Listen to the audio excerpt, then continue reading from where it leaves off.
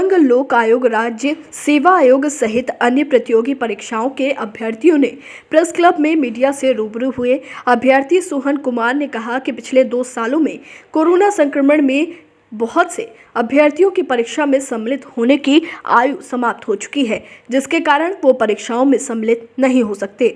ऐसे अभ्यर्थियों के भविष्य को सपने टूट गए हैं। उन्होंने कहा कि उनकी सरकार से मांग है कि पिछले 2 सालों के सभी अभ्यर्थियों की आयु सीमा में 2 साल का रिलैक्सेशन मिलना चाहिए। अगर सरकार उनकी मांगों को नहीं मानती है तो सभी अभ्यर्थी 2022 विधानसभा चुनाव का बहिष्कार करेंगे। नो अटेम्प्ट नो वोट को फॉलो करेंगे। अभ्यर्थी बबीता यादव ने कहा कि उनके साथ लगभग 2 करोड़ अभ्यर्थी हैं जो देश भर में विभिन्न केंद्र और राज्य सरकार की परीक्षाओं में सम्मिलित हुए थे और सभी अभ्यर्थी चुनाव का बहिष्कार करेंगे। उन्होंने बताया कि प्रधानमंत्री को मेमोरेंडम भेजा है और गृह मंत्री अमित शाह से भी बात हुई है, परंतु अभी तक कोई आश्वासन नहीं मिला है। उन्होंने कहा कि सभी अभ्यर्थी समाजवादी पार्टी के राष्ट्रीय अध्यक्ष अखिलेश यादव से भी मुलाकात करेंगे। सभी अभ्यर्थियों का कहना है कि अगर कोई राजनीतिक दल सरकार बनने पर आयु सीमा में रिलैक्सेशन पर आश्वासन देते हैं तो वो सब मतदान करने पर सहमत हो सकते हैं, अन्यथा नो अटेम्प्ट नो वोट पर अमल करेंगे। मैम अपना नाम बता दीजिएगा। सर मेरा नाम बबीता है। कितनी संख्या है आप लोगों की?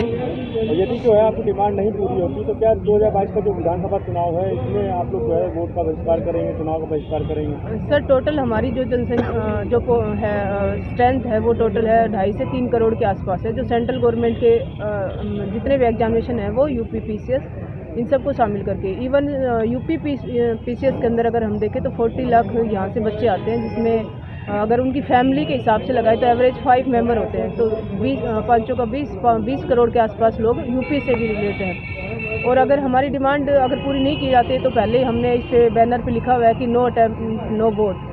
तो वही है कि अगर जो गवर्नमेंट हमें सपोर्ट नहीं करेगी तो हम उनको सपोर्ट नहीं करेंगे, और जो भी अपोजिशन में है वो अगर हमारी डिमांड को रखेंगे, हमें सपोर्ट करेंगे, और आने वाले इलेक्शन जब उनकी सरकार बनेगी तो हमें ये अटेम्प्ट दिलवाने की कोशिश करेंगे तो हम उनको सपोर्ट करेंगे। ये राइट है। और क्या सरकार के अगेंस्ट जो तमाम दल हैं, चाहे तमाम पार्टियां हैं, क्या उनसे भी आप लोग की बातचीत हुई, आप लोग कोशिश की मिलने की? सर हमने सभी से भी की, सरकार के मंत्रियों से जो अभी सत्ता में है उनसे भी मिलने की कोशिश की और अपोजिशन से मिलने की कोशिश की।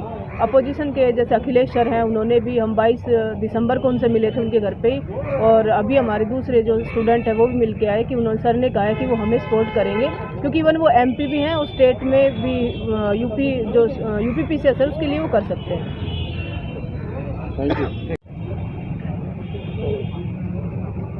और जो प्रेस कॉन्फ्रेंस बुलाई है क्या मकसद है? सर हम लोग यूपीएससी के एस्पिरेंट्स हैं और हमारे साथ जितने भी अन्य कॉम्पिटिटिव एग्जामिनेशंस के स्टूडेंट्स हैं, एसएससी के हैं, बैंकिंग के हैं, आईआईटी जेई के हैं, तमाम स्टूडेंट्स जो 2020 में और 2021 में जिनकी परीक्षा थी, जिनका ये लास्ट अटेम्प्ट था, कोविड के कारण उनका, महामारी के कारण उनका अटेम्प्ट बर्बाद हो गया, और वो जो अपना ड्रीम पूरा करने के लिए जो 5 से 10 साल की जो तैयारी उन्होंने कर रखी थी वो उनका ड्रीम अधूरा रह गया।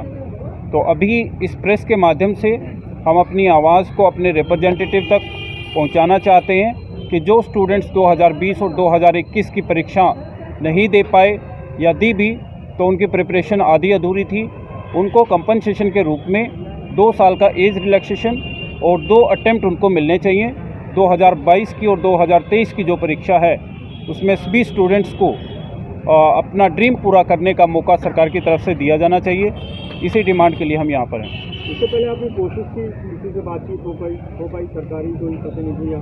जी, इसके रिगार्डिंग जो डीओपीटी हेड हैं डॉक्टर जितेंद्र सिंह जी, उनके निवास पर भी 2 बार हम लोग गए हैं और डिटेन भी हुए हैं वहाँ से, उनसे मीटिंग भी हुई है यूपीएससी एस्पिरेंट्स की, और माननीय प्राइम मिनिस्टर जी जो हैं उन तक भी हमने अपना मेमोरेंडम भेजा है, अपॉइंटमेंट के लिए भी रिक्वेस्ट की थी, और माननीय जो अमित शाह जी हैं उनको भी हमने एक रिक्वेस्ट लेटर भेजा था, मगर कोई जवाब नहीं आ रहा है, और इसी वजह से परेशान होकर के हमें अपना जो चौथा स्तंभ मीडिया को माना जाता है, इसके ज़रिए हम अपनी आवाज़ को उठाना चाहते हैं ताकि इन सभी स्टूडेंट्स को जस्टिस मिल सके।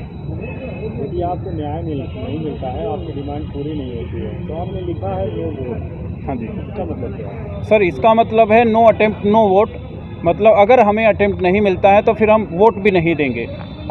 हमें डेमोक्रेसी के अंदर हर सिटीज़न को ये अधिकार है कि वो अपना रिप्रेजेंटेटिव खुद चुने और जो उन्हें अच्छा लगता है फिर वो वही वोट देंगे जिसके पक्ष में जो उन्हें लगता है कि जो उनको न्याय दिला सकता है या फिर न्याय देने की भूमिका अदा कर सकता है। ठीक है सर।